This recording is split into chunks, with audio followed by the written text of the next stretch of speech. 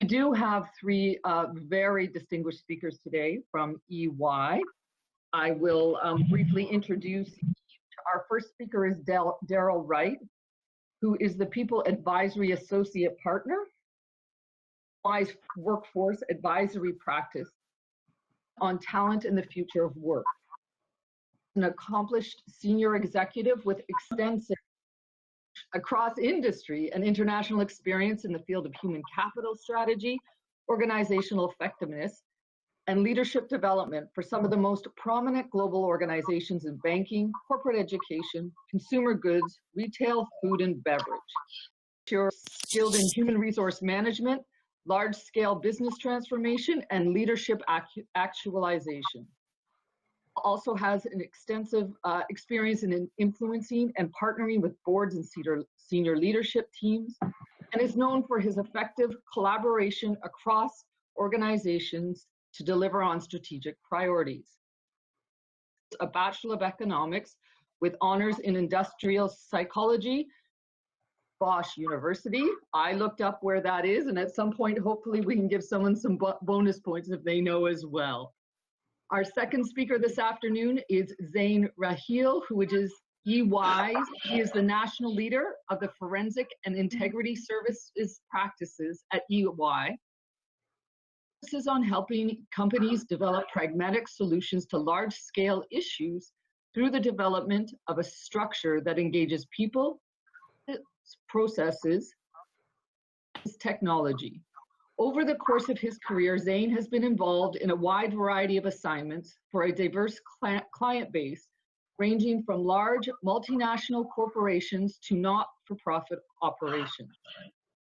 Joining EY, Zain was Senior Vice President at a leading global bank and held the position of Anti-Bribery and Anti-Corruption Officer, responsible for ensuring the financial institutions' compliance with anti-corruption legislation, including but not limited to the Foreign Corrupt Practices Act and the UK Bribery Act.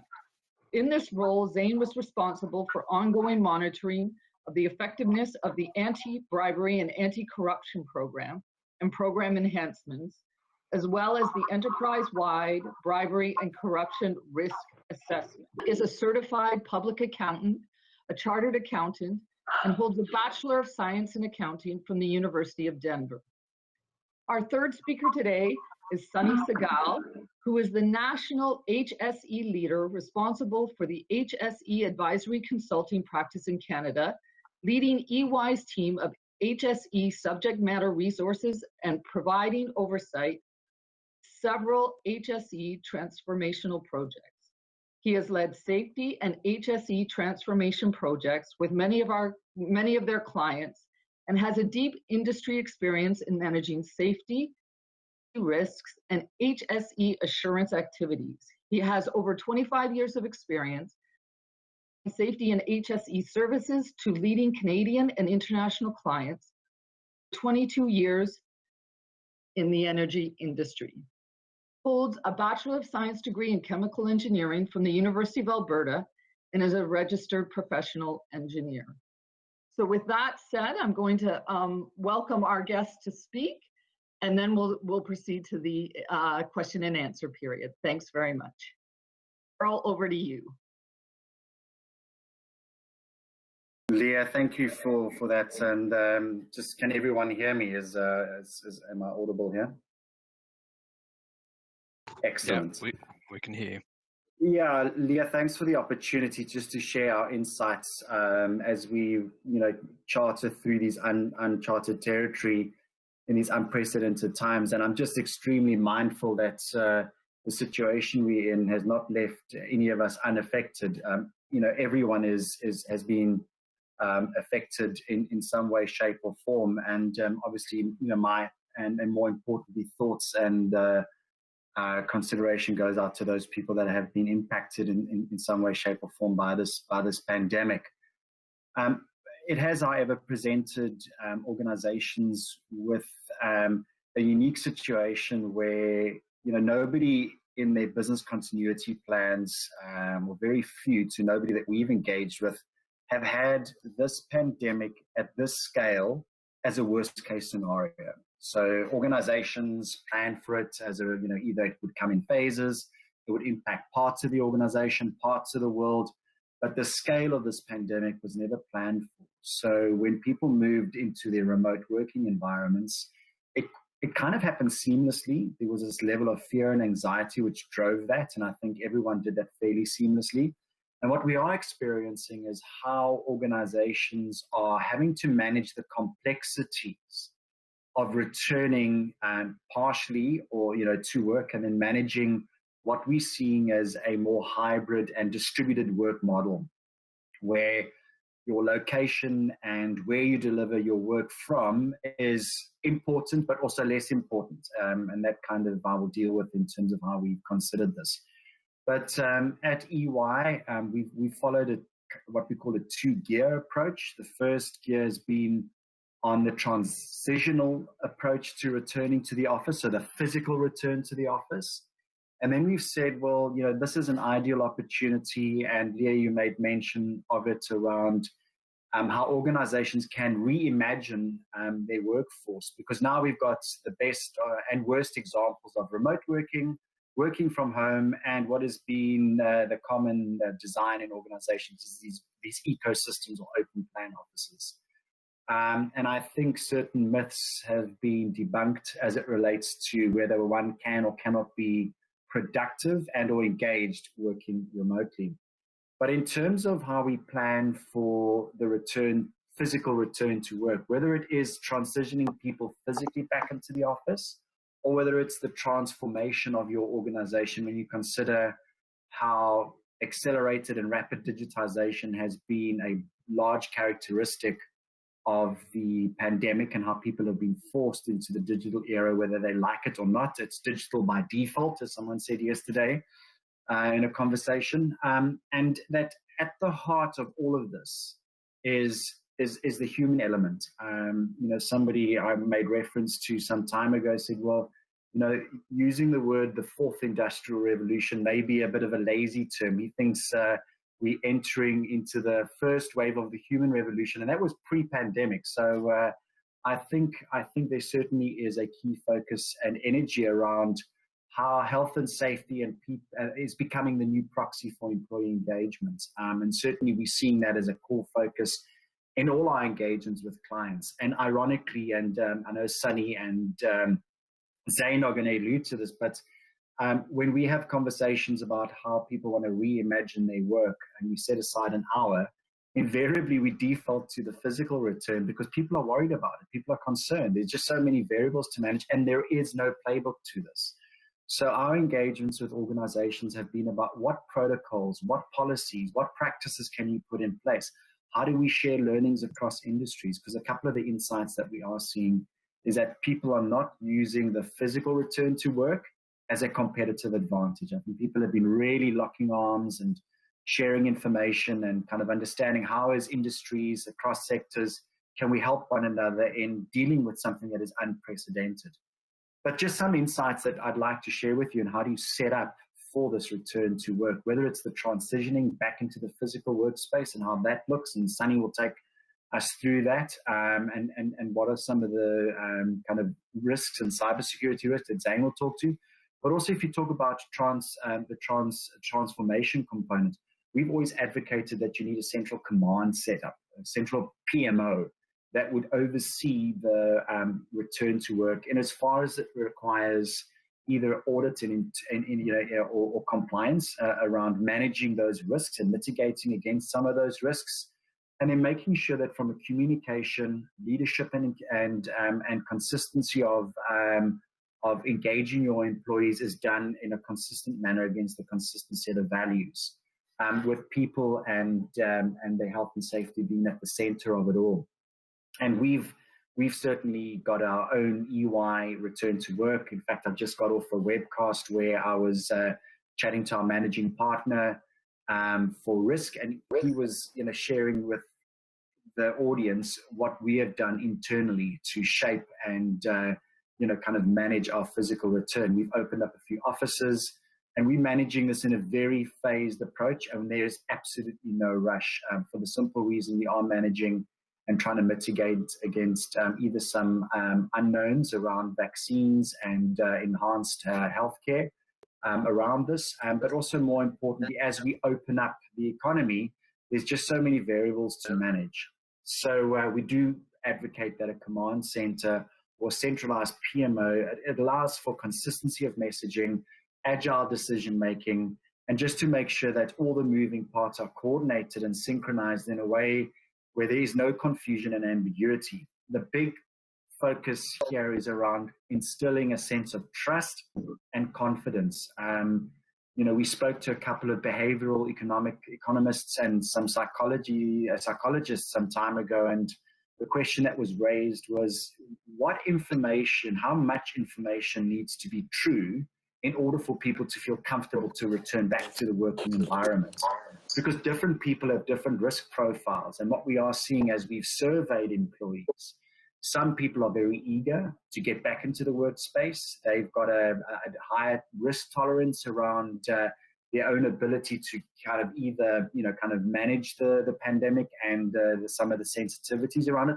And other people are really anxious for good reason. And they either come from an environment where they've got compromised immune systems and all the factors that have been put out there via, the World Health Organization or the Center for Disease Prevention. So those are the kind of aspects that we kind of trying to manage in making sure that when you do focus on a return to work, that there is a very strong focus on creating that trust and confidence around the protocols and making sure that people feel less anxious around returning to work, given the variables that need to be managed. We are focused on remote now, and many people thought it was going to be a temporary solution. But as this thing evolved over the last couple of months, people started realizing it's remote now, but hybrid or distributed next. And what organizations are focusing on, whilst they are planning for the physical part and the health and safety, is to how do we look at a new model of workforce? And a lot of strategic workforce planning tools and scenario modeling tools focused on 12 to 18 to 36 months out. What we are finding is that everyone's doing some workforce planning or the future of work now with a shorter time horizon, dealing with known variables and dealing with how do we tee the organization up for when the market does open, where customer and consumer behavior does change, that the workforce and the where work is delivered from is managed in a very specific way, that you get the benefits out of what remote working is offered with all the enablement behind it, and making sure that we are able to respond to the changing market needs and as well as to the changing employee needs as we've come through this process. In terms of who returns to the office, that's now part of an approach that we've taken as the future of work, is to say, well, not everyone needs to return to the office. Some people may be involved in matters that are critical and essential, and they've been working from the office anyway.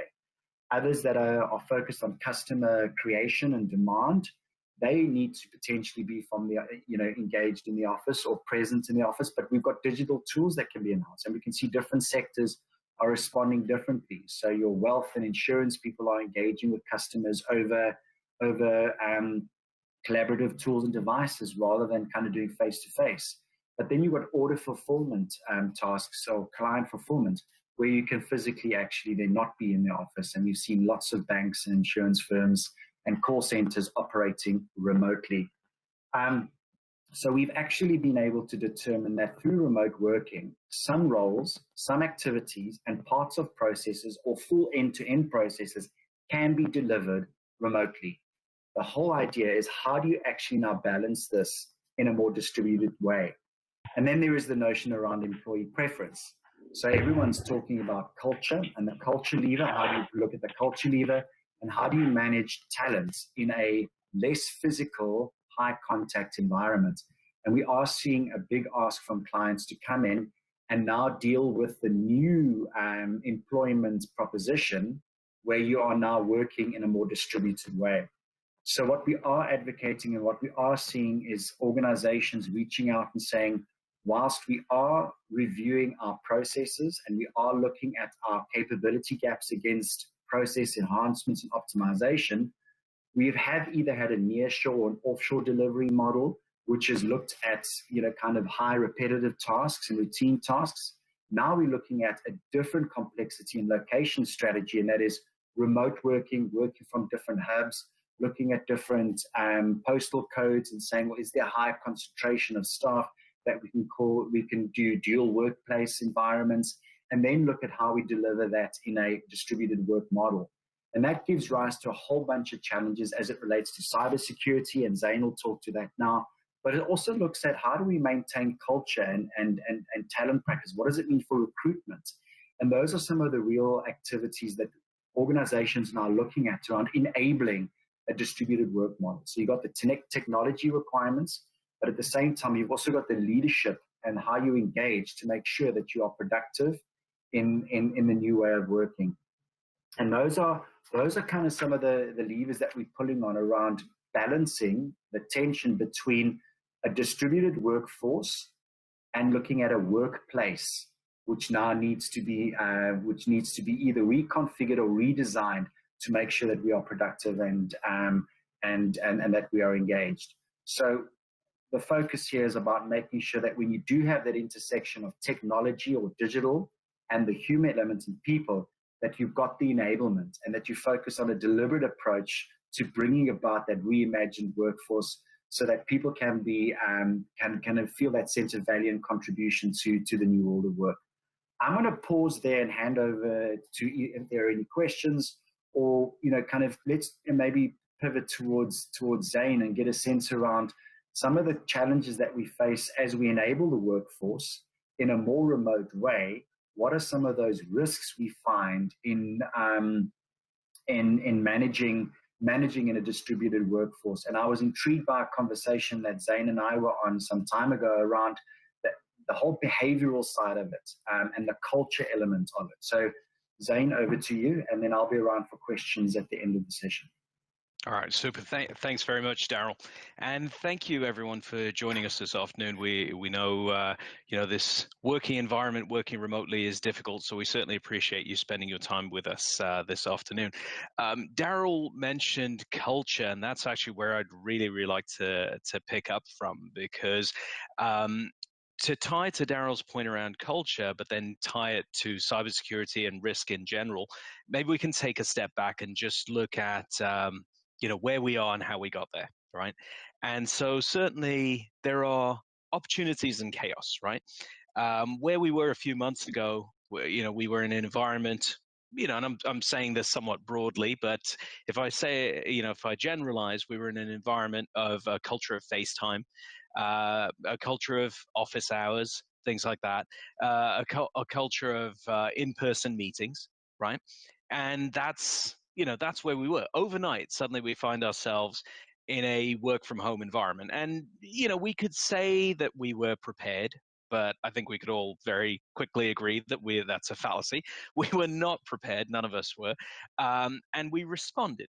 And that, Darryl covered that off very quickly, and very succinctly and correctly, that we did, we responded, and we found ourselves in this, what we're referring to as work from home environment, right? And so what does this work from home environment mean? It means certainly different things to different people when you think of the underlying levers.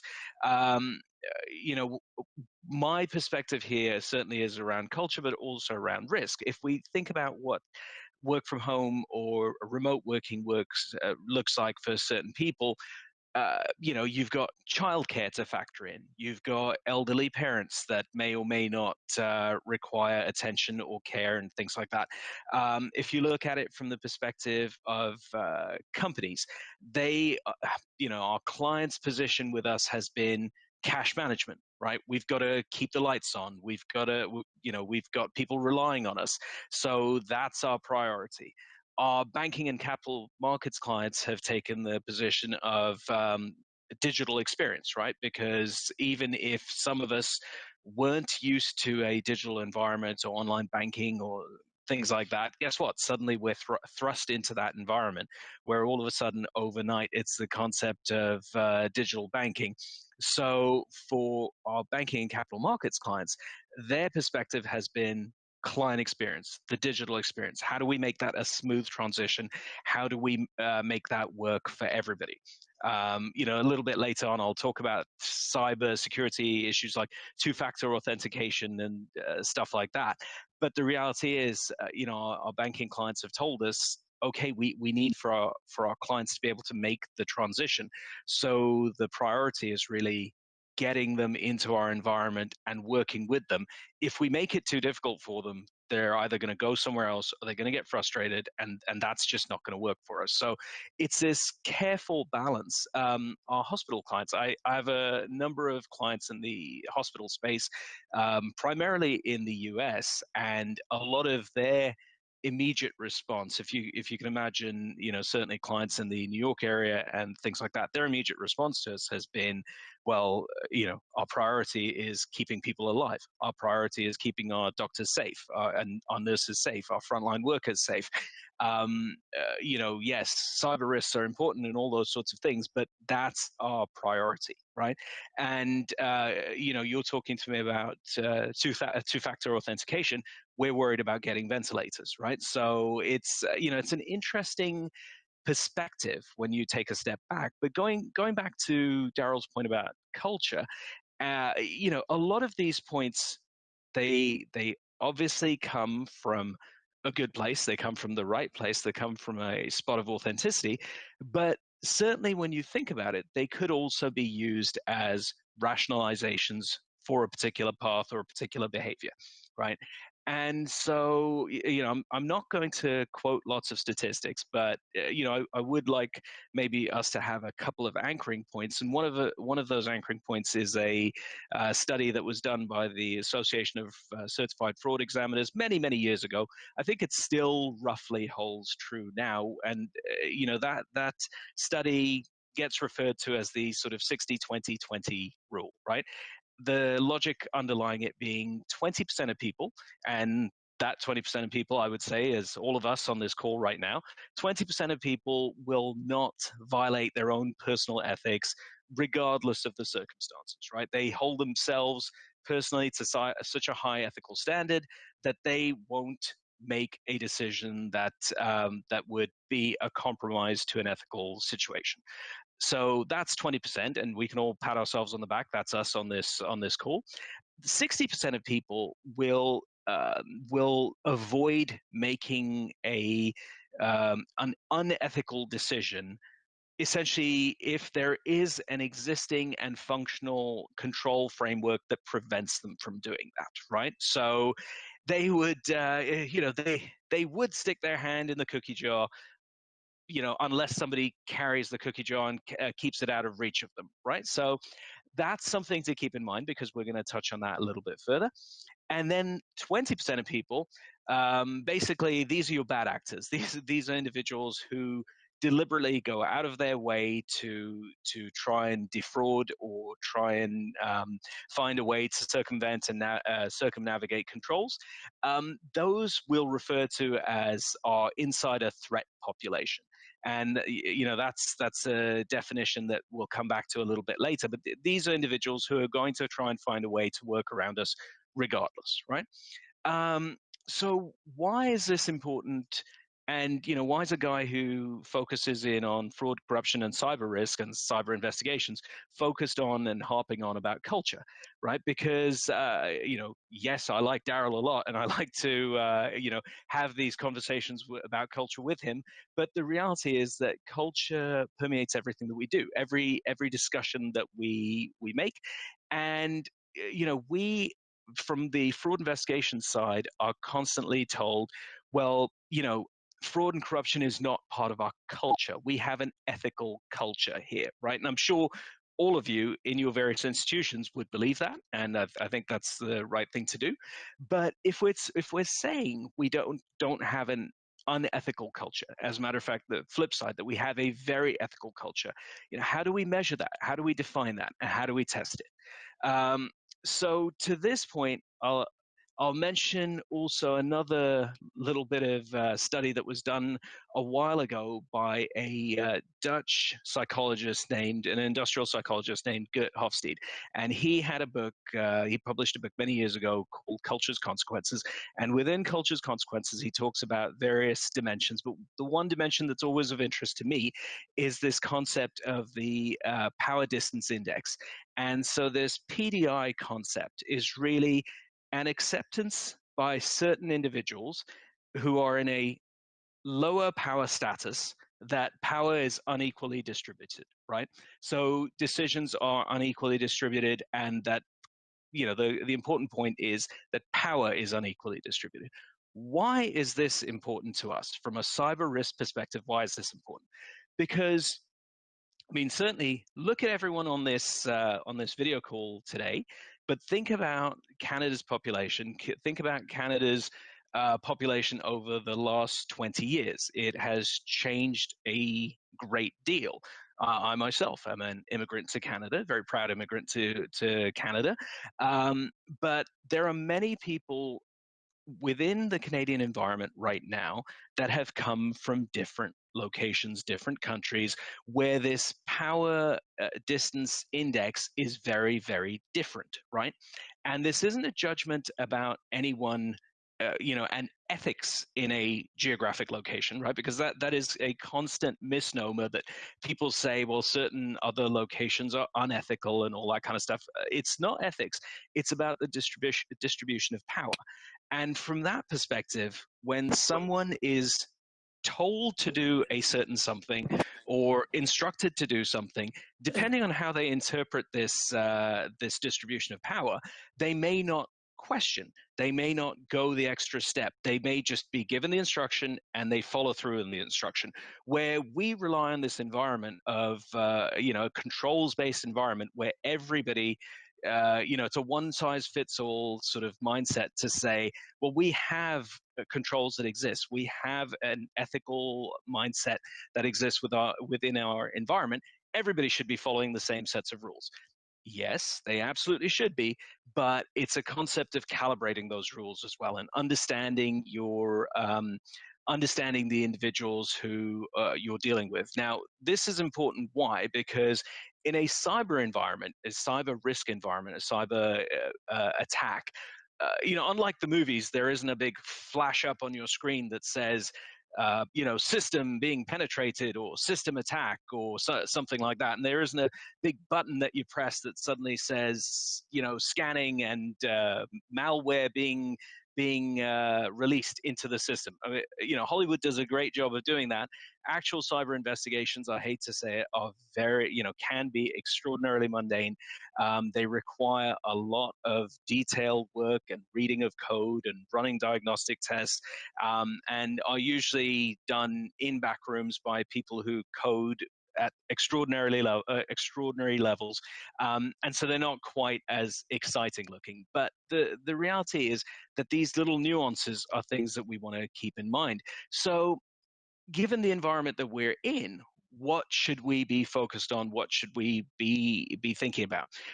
Remember I'd mentioned, 3 or 4 months ago, where, or whatever month we're in now, we were in an environment where everybody sort of went to work and all that. So, or for the vast majority of us, we went to work and we interacted with people on a day-to-day basis, and it wasn't just in little electronic boxes like this.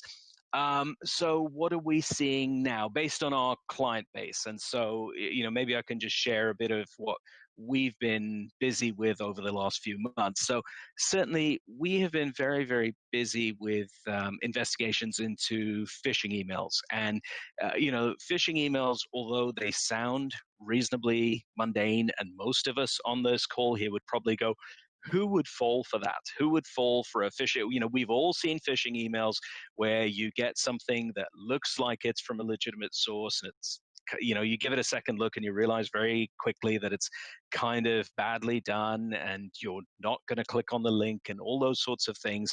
But you'd be surprised. A lot of that has improved dramatically. Dare I use the word improved?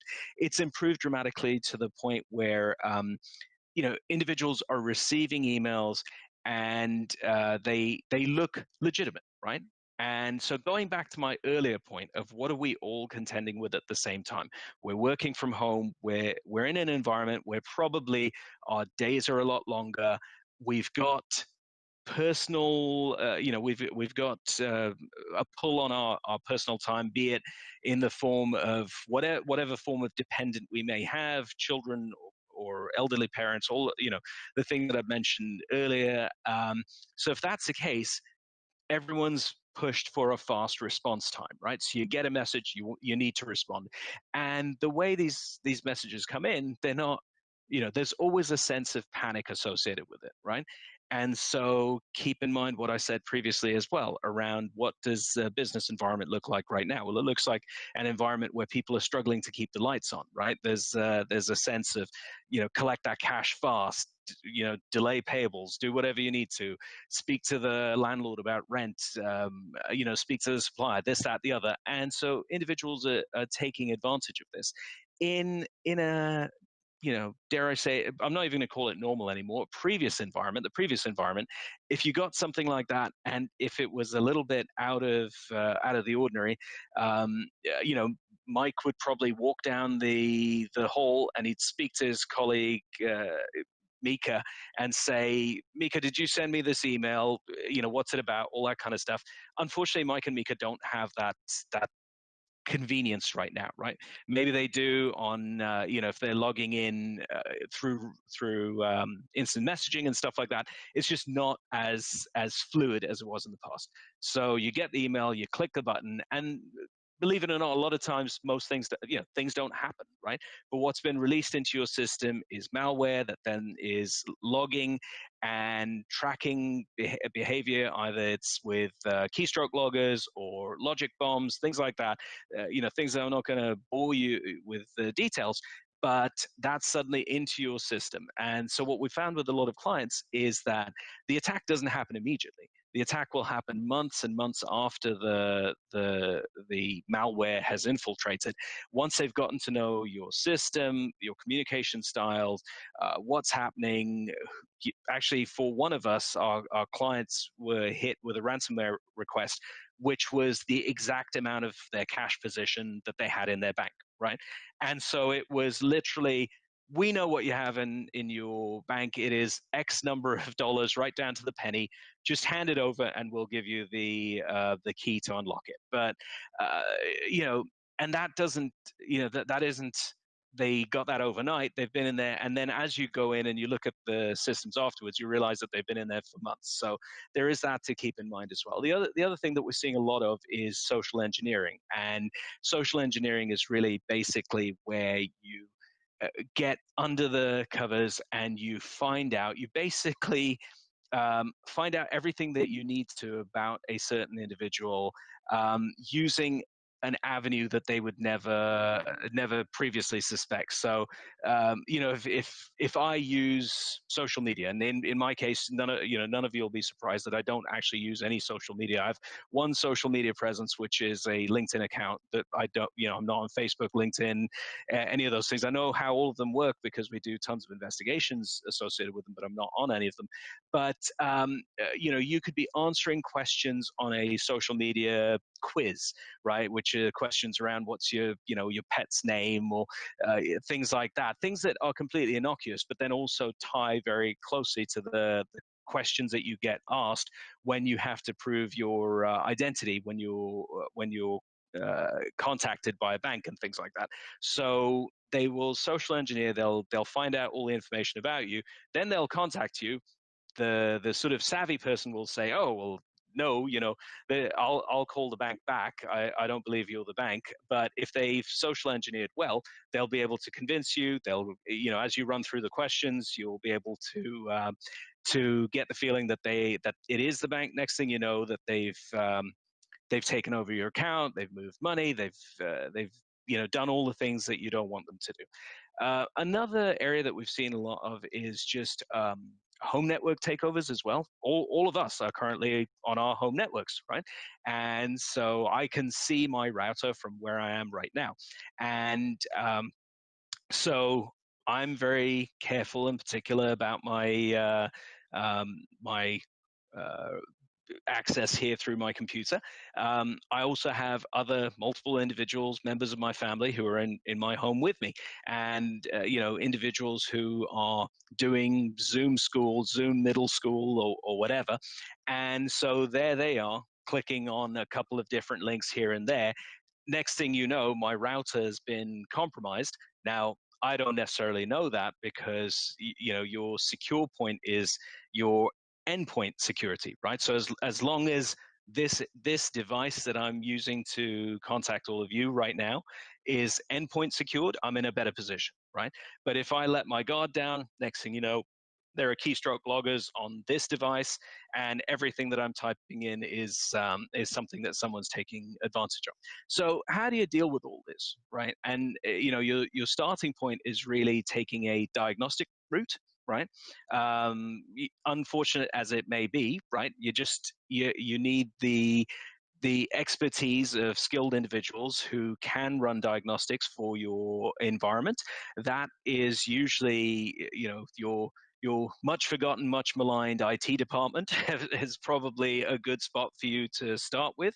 And there and beyond, as you need to work with additional expertise. I do have a few other points, but I realize that we're running short of time. Leah, can I have 2 more minutes, or are we completely short on time? 2 minutes? 2 minutes, and then I'll stop. All right, perfect. The other thing, I just wanted to make a point around this environment that we're in, just because here we are communicating via an electronic means, and it's very, very difficult for us to connect and have synchrony, right? And so the point that I'm trying to make there is that the way that we're communicating right now is not a natural communication style. So basically, staring into a screen, we can do it for about 3 seconds at an interval and then turn away, right? Because it's actually not natural for us to do it that way. But what this translates into is a huge amount of Zoom fatigue, right? Like I know I'm using the word Zoom. We're not on Zoom right now, but Zoom fatigue, where at the end of the day, by this communication style, you're essentially fatigued. That is also another access point, because you'll reach a certain stage where you're exhausted by your communication style.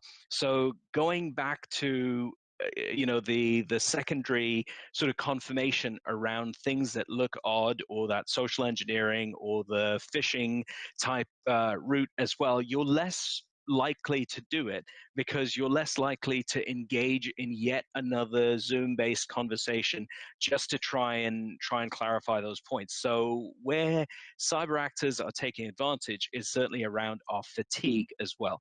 But I think I just used up my 2 minutes, so I will be happy to answer lots of questions later on, but I do want to move over to Sunny as well. So thank you all so much for your time. Thank you very much, Zain. Very interesting topic. Thank you, everyone, for joining the call today. So I will touch a little bit on the health and safety side of what we're doing at EY and how we're supporting our clients. As many of you know, many of the companies are starting to assess on how to bring workers back into the office environment. Some of the essential services have been ongoing at the operational level.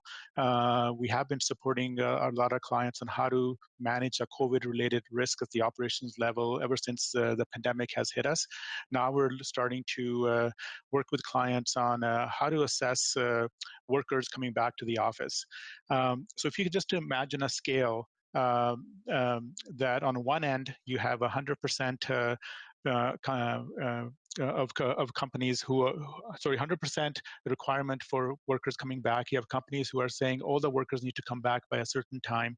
And on the other end of the scale, you have companies who have not even made a decision. They said remote working is working well for us, and we are going to wait until perhaps the fall or maybe even the year end to make any decisions on who will come back into the office.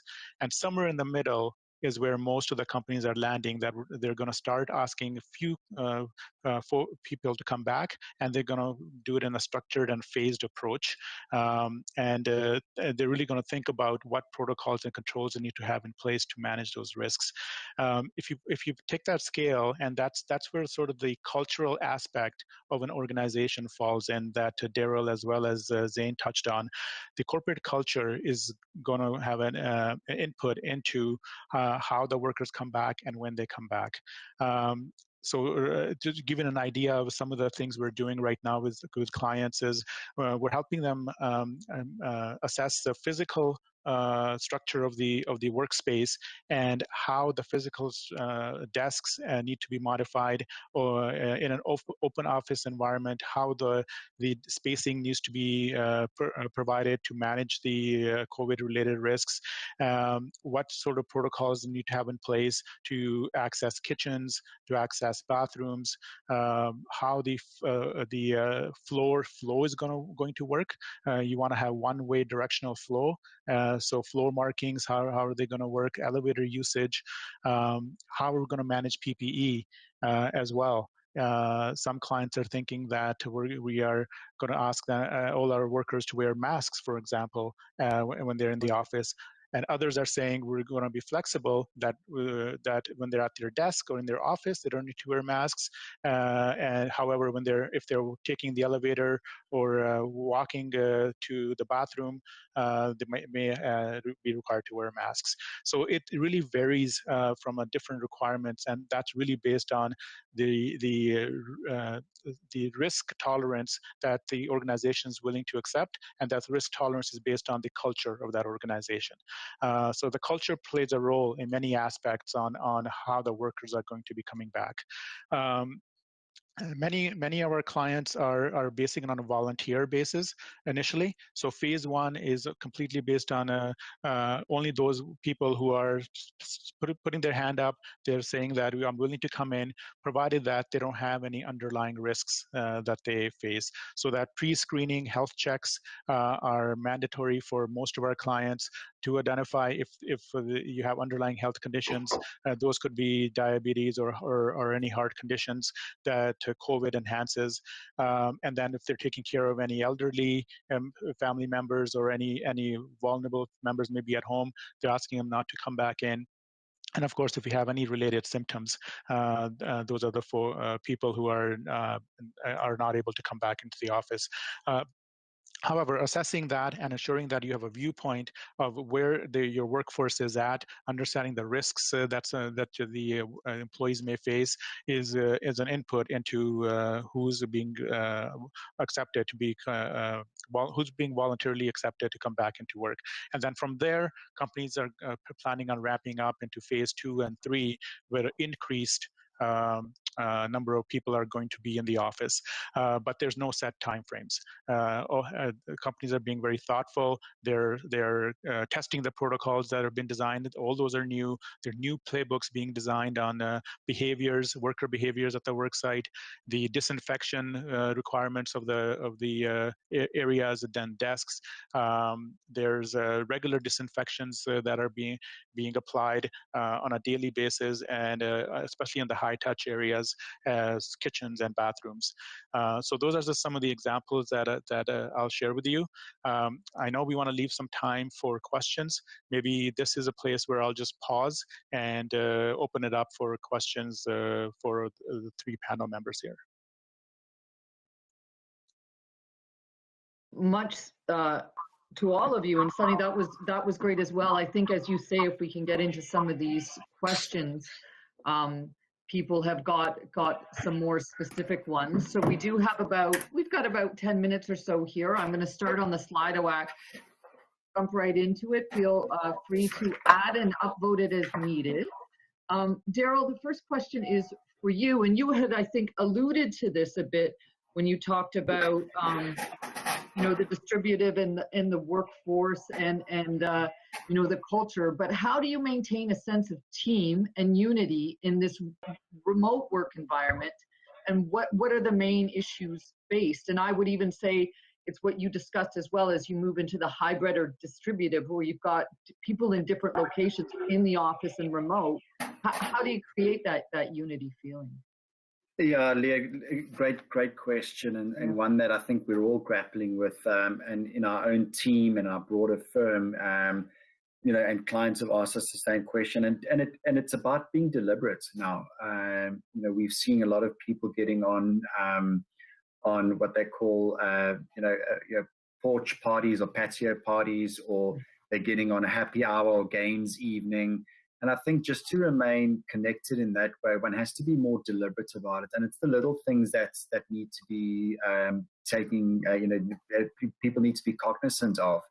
And I do think it's important that over and above just the social interaction that you can have using collaboration tools. And I know it's one thing to be on Zoom calls and Teams all day, and then you're forced to have a drinks party or a beverage party where you now have to, so we kind of in our own space say, well, you've got to go and sit somewhere else if that's viable or practically viable, where you haven't been sitting all day, and just have a conversation, and then just be deliberate about how you would engage, you know, through question and answers or did you know sessions or games evenings. So that's kind of just on some of the fun stuff. The other one around maintaining a culture in this environment is to give employees a set of skills and kind of tools to recognize how they are showing up as it relates to the blurring of work and home. And that's where employee well-being is so important. Not only do organizations need to dial up the efforts around well-being and the mental health story, but it's also about giving team leaders the ability to manage the culture of their team and their kind of relationships with team members on a deliberate individual team basis. And we, you know, for example, we as a leadership team within our own environments, you know, got to check in regularly with colleagues that we know that are either sitting on their own in small condos, in small, you know, kind of places, and we can just sense that there may be some isolation issues creeping in.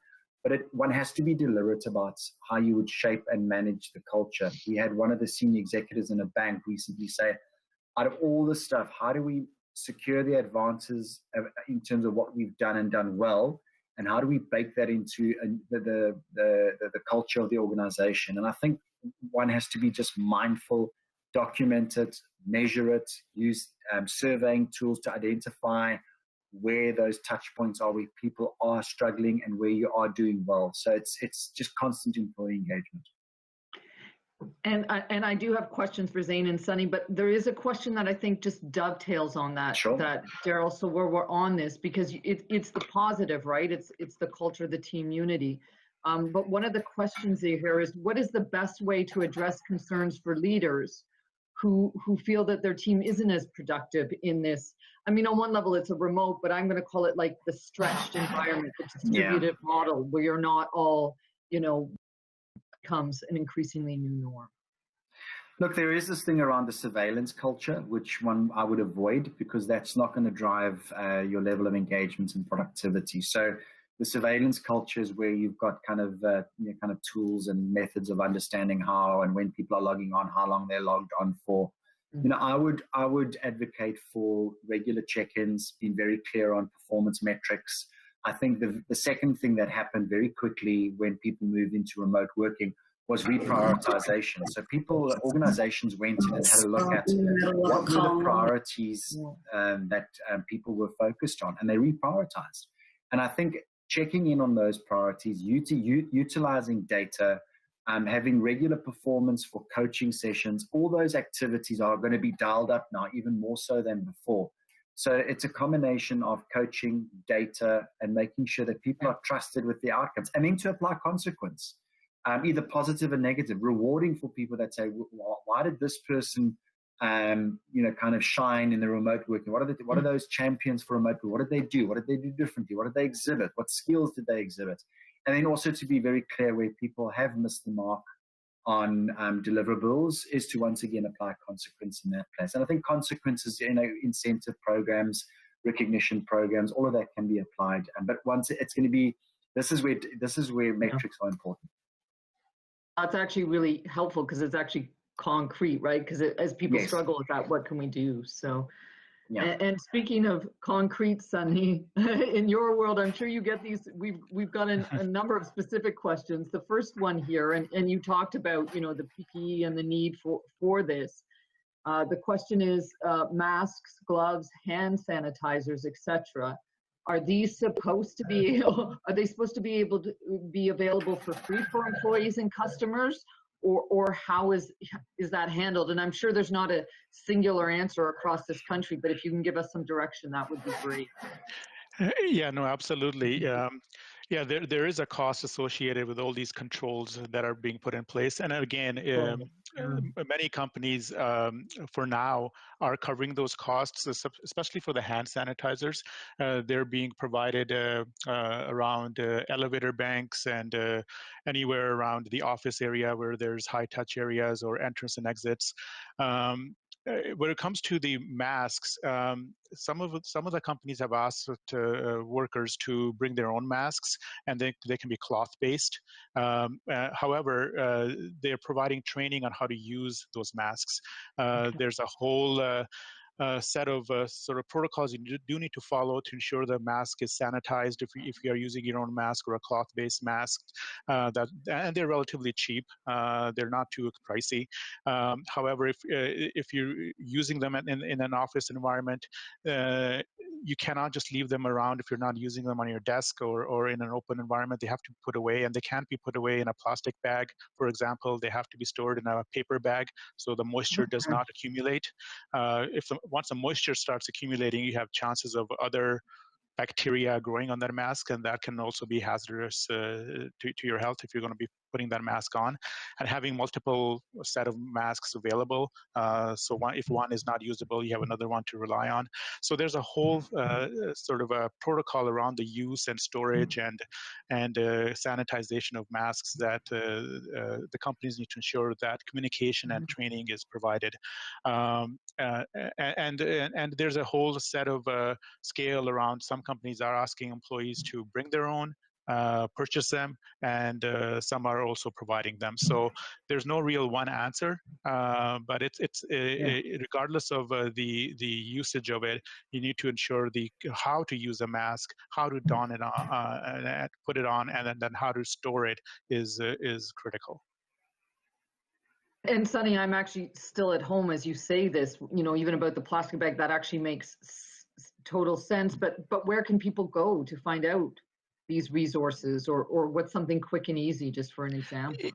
Like even to know what you have to know, for example, right? So yeah, so actually the CDC and the World Health Organization, they have very good websites that you can reference, and also our Canadian Occupational Health website is very good. There's lots of great information. And that question comes up, getting reliable information. I would rely on those three as the sources of information. There's a lot of media communication on different types of studies and different types of results coming out of studies. Those I would take with a little bit of grain of salt. Those studies are coming out very quick. Results that take months and years to collect and then report on are being done in over weeks. So the data is often limited in those studies to make a concrete conclusion. So even though they're interesting and it'll give us some more important, but CDC, World Health Organization, and the Canadian Occupational Health are the best sources of information. Great, thank you. I'm going to go to Zain now. There's a couple of questions here. I actually, coming back to your 60-20-20 divide, though, sure. I think someone's in one of these lanes. I mean, you spoke of, and it's got, you know, a lot of the concerns you do have at work from home, but, it says, if I were a cyber criminal, what gaps and opportunities would I be looking for as people migrate back to work? And there is a question here about use of common tech devices as well. I'm not sure whether that's from home or in the office. Okay. A little to that in your response, yeah. Okay, fair enough. So if you were a cyber criminal right now, as people merge back to, assuming that the merge back to the office works on schedule and we're there within a few months, I think you take advantage of the essentially the fatigue that's happened, right? You take advantage of the areas where people have not been paying attention, things like very common standard control environment issues like segregation of duties and things like that. If I were a cyber criminal, I would be looking to get into your environment right now. This is the time to do it, and I would essentially be, it's a poor choice of words, but I would be grooming your environment right now, right? Like I would be learning everything about your environment right now. I would learn the slang that Darryl and I use to communicate with each other. I would use the shorthand that Sunny and I use to communicate with each other. I would figure out when payments are made at a certain point in time. So, the standard payments that get made month to month or quarter to quarter or whatever. And I would find a way to basically prepare to infiltrate and make a move at the right time, so that in the midst of the move back to the office environment, I would basically send a note or something like that saying, Leah, we've just moved back into our new office location. Our banking information's changed. Our address has changed. Our location has changed. All that kind of stuff. That $1 million payment that you have to make for supply XYZ, I'd like you to just make it to this payment instead, and it's coming from Darryl. You think you know who it is. You make the payment. The money's already cleared out of the bank account by the time you figured out who's done it. I mean, that's what I would do, but don't get any ideas. And we're going to start seeing people drop off as they have to go to other calls. But I'm going to keep you for another question or two here, folks, who can stay on the line. A lot of these questions I think can be combined and answered. But Sunny, we do have a question here about, you had talked about all this data and looking at pre-existing conditions, family members, so on and so forth. And the question that popped up in response to that is, how do you ensure that this information, that health declarations you collect are compliant with privacy law and specifically in a global work environment? Yeah, absolutely. That's a very good question. So most of that data, what our clients are doing is it's going to the occupational health departments within the organization. They have actually the authority to see some of the privacy information. It's not available. So when the workers are asked to answer questions or fill out any forms, they go directly to the occupational health or the HR department, and then the information is not shared even with the supervisors or the managers. They only need to know whether the individual is coming back or not into the office. They're not shared with the reason. So the privacy is actually very critical, and that needs to be managed. Even on the apps that we are seeing, some of the apps that are available in the marketplace, privacy needs to be the forefront of managing that information. If you're asking workers to share their health information, again, the information through those apps needs to be linked only to the HR specialists and the occupational health specialists within the organization. That has to be foremost. Otherwise, employees will lose confidence in that whole process. Great, thanks, Sunny. I am going to ask one more question here, folks, before we wrap it up. And Darryl, that's over to you. And you did talk a lot about this hybrid model and distributed model, but it's a big one. How do you balance flexibility for employees with business needs? It's what's needed, what employees want, and how, in sort of a general sense, can you meet in the middle? Yeah, I think I alluded to it around employer requirements versus employee preferences. Yeah.